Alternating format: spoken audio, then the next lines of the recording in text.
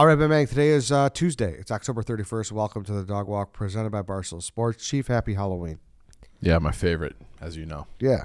You're I'm what? What am I? no, nothing. Say it. No, say it. No. Say what you think. Nothing, brawny man. I'm just, If you don't appreciate, thank God for my guy, Yoni Pistolas. Somebody who appreciates what that. a dick sucker that guy is. Let me tell you about Yanni Pistolas. Absolute meat rider, that guy.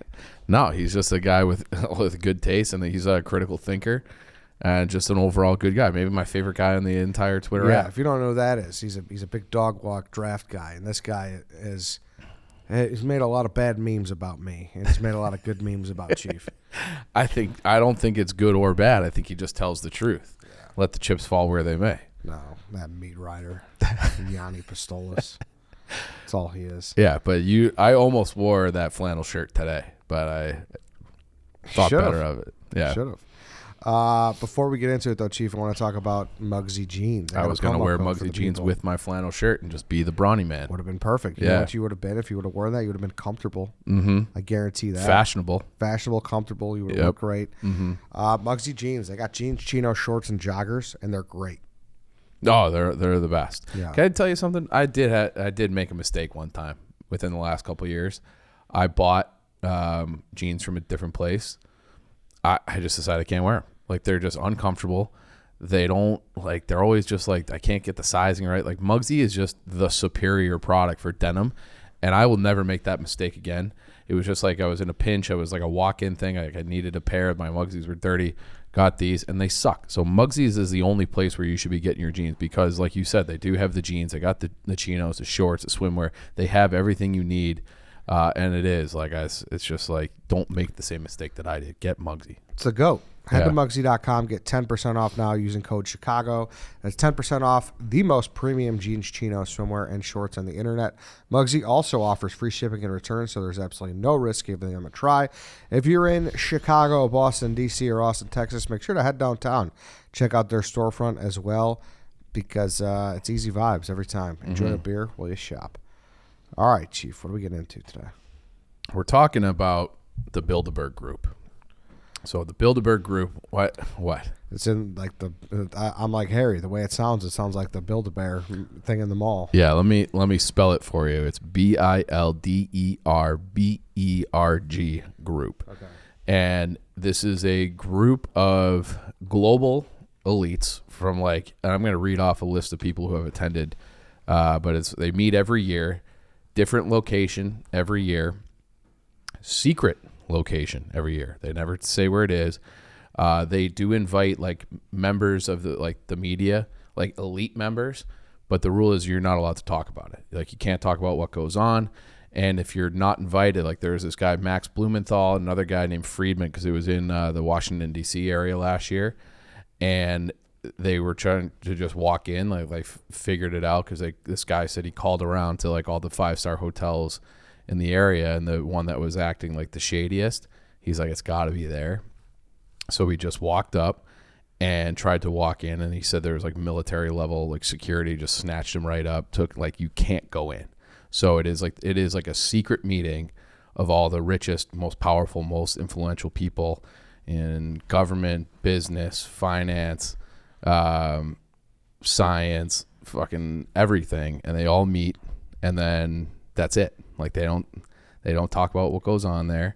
They don't say what it's about. There's no cameras. There's no meeting notes. There's no nothing. And they deny that it even existed for a long, long time. And then it was they finally did announce this is a thing. They have a website now, and you can go on. They'll kind of explain it. And they're like, well, we don't have to say what it is. We're just a group of private citizens getting together, talking about things. It's just a networking thing. And maybe it is. But also, if it's just a networking thing, why don't you say what you were talking about? That's... Show me the... yeah. What's the big secret? Show me the syllabus. Show me the syllabus. Show me, someone's taking notes. Someone's probably recording something. What do you guys... If it's no big deal, then you should have no problem going public with it. And they never do. And they've been meeting... I think they've had 63 of these meetings now, and the first one was in 1954. and it was an idea cooked up by like the Prince of the Netherlands. It's one of those things where I never really think about it, but every country in Europe, except for like France, because they chopped everyone's heads off, and Russia still has like a royal family. Like Spain has a royal family. I don't think Germany does, but the Netherlands does, Belgium, Sweden. They all have these royal families, and all I ever think about is the English. Like this, like the British royal family is like the only real royal family. But they all still exist, and they're all still fabulously wealthy. And while they don't have like direct power the way that they did 300 years ago and prior, they still wield some power. You think those families resent the British royal family because of the publicity that they get? I think they probably have it better. They don't want that. Yeah, the British royal family is like living under a microscope. Like everybody knows about fucking Meghan and Harry and Kate and Charles, and they had the affair with Diana affair, and then Diana gets murdered allegedly. So yeah, I think if you could be a royal in like Sweden, not have to worry about shit. You show up for a few photo ops, but nobody really cares about you. But you still have like palaces and money and all that stuff. I think that's probably a better deal. Wouldn't you? Wouldn't you rather have like? Yeah, I don't know. I think it's the same thing with all those kind of elites. It's like if you got money, you want fame. If you got fame, you want money. I don't know. Yeah, like athletes want to be musicians. Yeah. Yeah. I see. Like I guess I just care about so little that I think I would be pretty content to be a king of Sweden. Totally. I don't really need anything just to be king of Sweden. Yeah. Yeah. It's a big deal about that. But yeah, so they met for the first time as it was a Dutch royal. It was a prince of the Netherlands, and it was at the Bilderberg Hotel. Mm-hmm. And so the name stuck, even though I don't believe it's ever been back there. Or maybe it has and we just don't know. But this was a group that got together at like the peak of the Cold War, or the beginning of the Cold War, 1954. And at that time, post-World War II, you had the Soviet Union was like this growing power. But that idea of communism and socialism had not really been shut down in a major way, because the ideas hadn't really played out. Like it was, like you had in the 19th century, like Karl Marx and Nietzsche and all these people, these ideas of socialism, people are like, yeah, like this is the way things are, is fucked. And so there was like this conspiracy theory that World War I was really, they had this, and you can see if you watch a show Peaky Blinders, like communism post World War I, and like how to quell communism was a thing that was like a central theme in the season 1 of Peaky Blinders, because that idea was everywhere, because they didn't know that it led to 30 million people being killed and starved across Ukraine and the Soviet Union, and deaths everywhere, because the ideas and the notoriety and things just hadn't really played out yet, because it was like, well, the current system is fucked. This is a new idea. Let's try that. But every time it's been tried, it's been a disaster. Hey, Chief, though, really quick, I want to talk about HelloFresh. I got a promo code here for everybody who's listening, which is great. We're all looking to get back in the swing of things. Yep. Start cooking by yourself. HelloFresh is here for you. They know everybody has crazy work weeks, crazy schedules, and they have 40 recipes to choose from every week for people to get in on the action. Yeah, this is the time of year to do it too, because it's dark, it's cold, it's gloomy. You don't want to be going to the store. You also don't want to be packing on the weight. You want to be eating healthy. You want to be eating clean. HelloFresh is the way to do that. Yeah, what I love about them is like cooking for dummies. Like they give you a step-by-step picture recipe card, and it just shows you exactly how easy it could be. Yeah, a lot of those meals are done in 15 minutes. Yes, yeah. Which is awesome. Yep. Which is awesome. And the less time, it takes less time to get the delivery, so that's awesome. When you consider all, you get all the food at once rather than waiting all that wait time all day every week, Let me tell you something, Ed. It's a big difference. How much time I waste scrolling, looking for delivery options before I'm just like, I'll just make something here. If I had like a ready-made option where I'm like, I know I'm making this, it'll be ready in 15 minutes and it'll be fresh and delicious. Yeah. It's the way to do it. 100%. So go to HelloFresh.com/Chicago50. and use code Chicago50 for 50% off plus free shipping. That's Chicago50. Use code Chicago50 at Is that a misprint? No. 50%? No. That's a generous offer. That is a generous offer. HelloFresh, get it in the action. You know what? Chicago50 at HelloFresh.com/Chicago50. I just clicked it. There we go. Boom. We're in. So you had in 54, there was still, you had like the Greeks were kind of leaning towards, there was a big communist movement there. There was communist movements in France. There's communist, then you had the empire, which, basically was an empire of the Soviet Union, pushing it. And then you had this competing idea, which is capitalism and democracy of the West. But if you really think about it, capitalism and democracy aren't necessarily ideas that are like aligned. They kind of butt heads, because there's this French guy named Alexis de Tocqueville, and he would always say that eventually the majority, which would be the people that don't have a lot of money, will vote in their own best interest, which would be more of like a socialist style government. So like democracy would effectively defeat capitalism.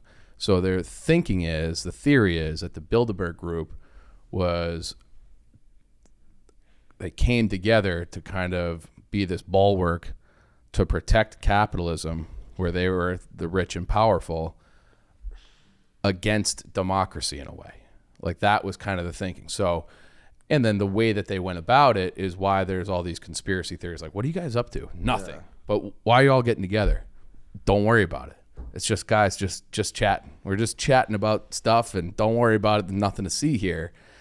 But it's still so private and so secret that it naturally lends itself. And when I say like the most powerful people in the world, I'm going to go through some names. I'm going to list off some names for you. Let's go. You ready? Skull and bones factor. Again. Yeah. King Charles. Okay. He's been. His dad, Prince Philip, also went. Justin Trudeau's dad, who's Prime Minister of Canada, he went. Emmanuel Macron, who's the current Prime Minister of France. Angela Merkel, who was the is she still the Prime Minister of Germany?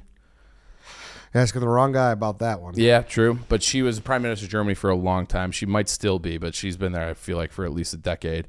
Klaus Schwab, who is he's like the head of the other scary secret global elite society. Tony Blair, who was the Prime Minister of England and was like the Prime Minister, like hand in hand with Bush going into Iraq. David Cameron, he was a former Prime Minister of England. Hillary Clinton, Bill Clinton, Henry Kissinger, Jared Kushner, who was Trump's son-in-law. Yeah. David Petraeus, you know that name? He was like 4-star general during the War on Terror. Condoleezza Rice, you know that name? Yep. Larry Summers, who was the president of Harvard and like top economic advisor.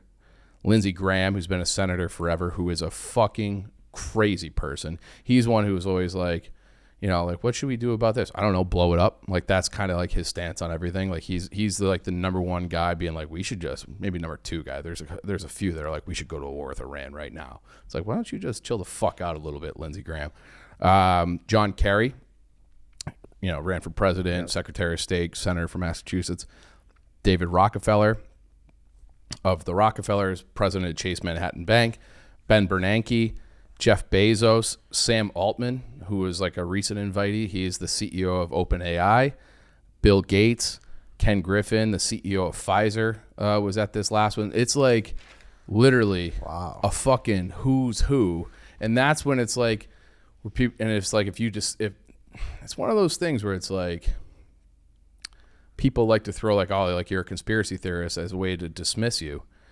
But like if you have all these people getting together every year, like of course the ideas that are discussed in there, even though there's no like vote or policy or anything, of course those people are getting together because they see the value in it, and they're going to use like these ideas in these meetings to like shape the direction of the world and public policy. So it's like the last time they got together, it was like, well, what do we do about, Russia, Ukraine, NATO expansion, how to like realign, the South Pacific countries, and like, do we do an alliance with them as a bulwark against China?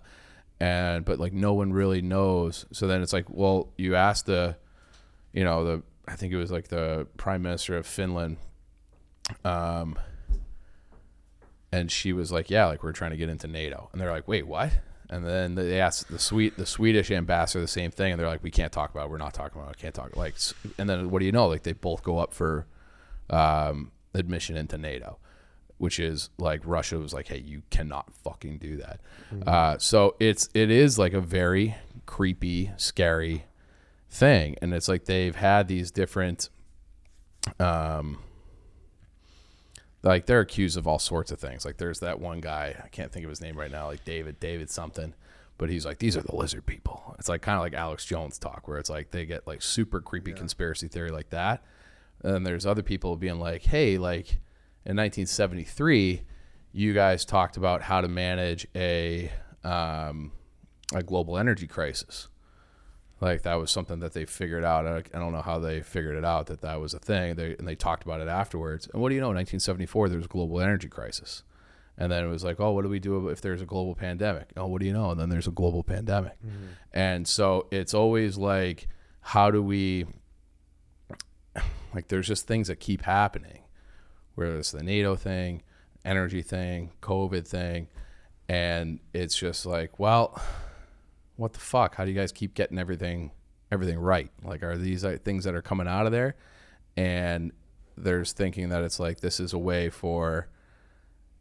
to keep other ideas about how to run countries in the world down, because they make it seem like, well, if you're against anything, if you're against us, then or if you think you're espousing these ideas to us, you're a conspiracy theorist. And if you talk about a different system of government or economics, well, then you're a communist. And then everyone knows now communism is evil. So it's like, it's just dismissed. So it's a way to kind of, the thinking is, and who fucking knows, but the thinking is that it's like all these people get together as a means to protect their wealth and protect the status quo where they're thriving. So like, and then, you know, if you're an investment banker, because Goldman Sachs is always there. There was like this chart that I saw that it was like how basically like every big corporation in the world through like 1 degree of separation has attended this event. So like the big like McDonald's. Now, is it like a thing too where maybe they just go because they don't want to miss out on something that they? I think that it would be very difficult if you get, who knows how they invite you. That's probably something fucking sweet, golden envelope or something. I don't know. But if you get that invitation being like, hey, like we'd like you to, you know, again, like if you're the Bilderberg guy, like Peter Thiel's been there, you know that name? Yeah. Okay. Mm-hmm. Peter Thiel's been, like there's like a who's who, right? From both sides of the aisle. And if you're sitting there and you get this invitation to go to the Bilderberg group, it would be so hard to say no, just out of morbid curiosity. I mean, like, oh, Jeff Bezos is going to be there. Oh, you know, like all these people, like, what do you get? Totally. I would want to go. I would want to know. And then, but I wouldn't be able to keep my mouth shut. I'd probably get assassinated because I'd come right back here and be like, okay, this is what these guys are up to.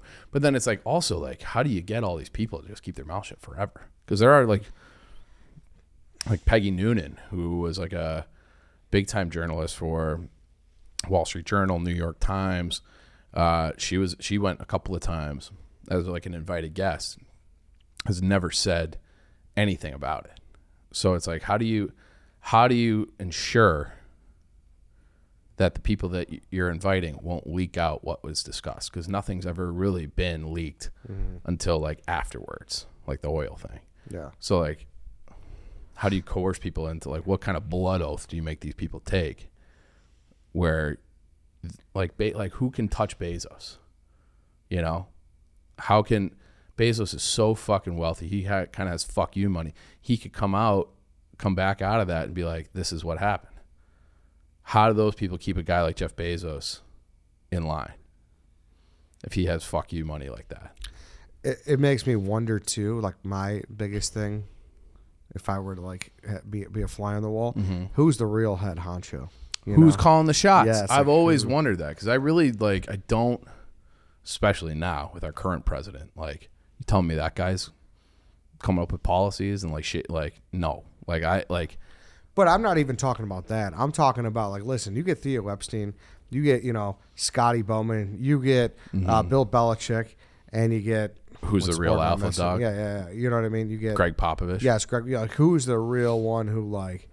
All right. Because, like you said, it's like the Ninja Turtle theory. Yeah. We've talked about that before, where it's like, who would file in? Yeah, so if you... Just a refresher on that Ninja Turtle theory, because I love that theory, that it's basically if you get any group of 4 guys, that eventually they will ascend into a particular role which mirrors what the Ninja Turtles are. So you'll get like a genuine leader. That'll be your Leonardo. That's like your guy who just kind of directs everything. Good leader, or theoretically, hopefully a good leader. Then you get a Raphael, who's like the muscle kind of hothead lieutenant, almost like a right-hand man. Then you have like your analyst guy, your nerd, your Donatello, who like speaks up, but he's not like a driving force of policy in the group. And then you have your jokester, which is Michelangelo. And they've done experiments where it's like if you take 4 Michelangelos and put them in a group, somebody will emerge and take over that Leonardo role. And if you get 4 Leonardos in a group, they will kind of ascend. So the theory, in theory, everybody at this is a Leonardo. But if you keep them together long enough, you're going to have guys who are normally Leonardos become Michelangelos in these other roles as this group is formed. Yeah. So that would be fascinating to see how they shook out. And that's like another thing where it's that's such a fascinating theory. Oh, it is. I believe it. Yeah. I believe it.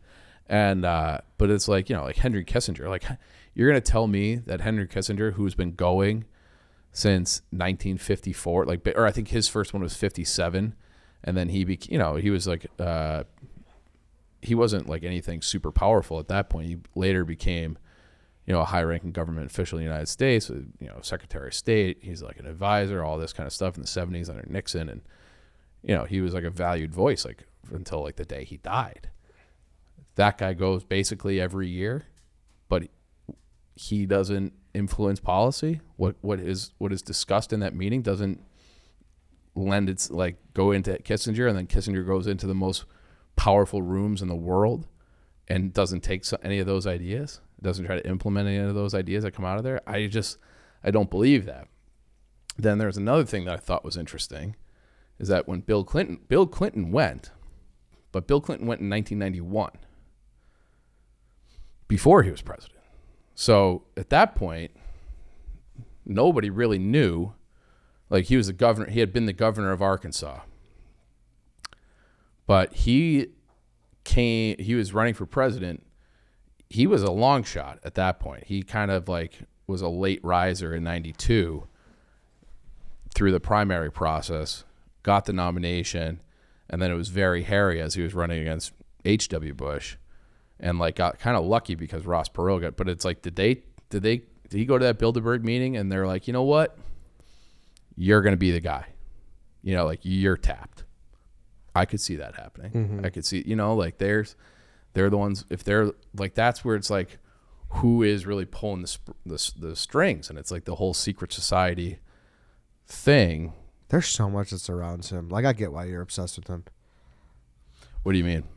Just like that, the mob, like there's so many, like. Man had a lot of enemies. Yeah. So he had the mafia was against him. The CIA was against him. The military industrial, kind of complex was against him. He was trying to get rid of the Federal Reserve, so like all the central banks, which is arguably like the most powerful thing. They had the Kennedy $50. You know that, right? Mm-hmm. Like they minted it after he died. The first year is pure silver. Well, he wanted to come up with a government issued, not a Federal Reserve issued, government issued currency that would be like back to like precious metals. Like he was working to get us kind of more onto like actual silver as currency, as opposed to nickel plated silver. So they say like the 64 mint of the Kennedy dollar is pure silver, and then after that they still minted it, but they made it like the shit. Like it was like almost like a fuck you to JFK after he was dead, supposedly. Damn. Secret societies are repugnant. This is a pretty secretive group. And then he says that there is like basically this cabal, this group that's in economic, political, military, scientific, academic. Well, that's what this is. Like that's what this is. So is he talking specifically about the Bilderberg group? I don't know. Is he talking more about, like we've talked about the guy, the Skull and Bones people before from Yale, and like, Dulles and a lot of his CIA guys, like the CIA they think was like that idea and that organization was born out of the Skull and Bones. Was talking about that? I don't know. But either way, he's like, look at this. There is this element that exists where they're just always striving for more and more and more power and control, and they'll do it by any means necessary, but they don't do it like in your face. It's not like we're invading. It's like, well, you're just slipping ideas in there. You're getting, his nephew, right? His nephew would be RFK Jr. He always talks about like how all the agencies are just captured. So they're captured by the military industrial complex, or captured by big pharma. They're captured by all these things, and everything is kind of done, like all these moves are kind of done in secret. And you wonder how much of those things are discussed at the Bilderberg group and other organizations like that. And it's like they're like, he had one idea view for the world, and he went up against these, secret society types, openly called out them in that speech, had openly said like, I'm going to take the CIA and shatter into 1,000 pieces and scatter it to the wind. He openly was doing this thing with the monetary policy. He was doing all these things, and like he went up against them and fucking lost. Mm-hmm. And then they buried how he lost still 80 fucking years, 60 years later.